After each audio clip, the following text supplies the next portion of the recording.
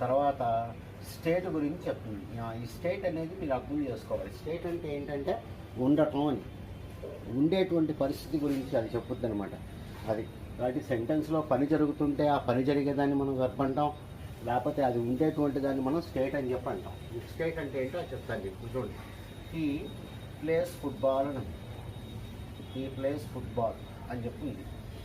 Right. ఇప్పుడు చూడండి, ఈ ప్లేస్ అనేది పని గురించి చెప్తా ఉంది. ఆడుతున్నాడు అని, ఆడుతున్నాడు అంటే పనే కదా, ఆడుతున్నాడు అంటే పనే, కాబట్టి అది దాన్ని ఏమంటాం మనం వెర్బ్ అని చెప్పి అంటాం. అంటే ఇక్కడ ఇది మనకి ఏం చెప్తుంది, యాక్షన్ గురించి చెప్తుంది, యాక్షన్ గురించి చెప్తుంది.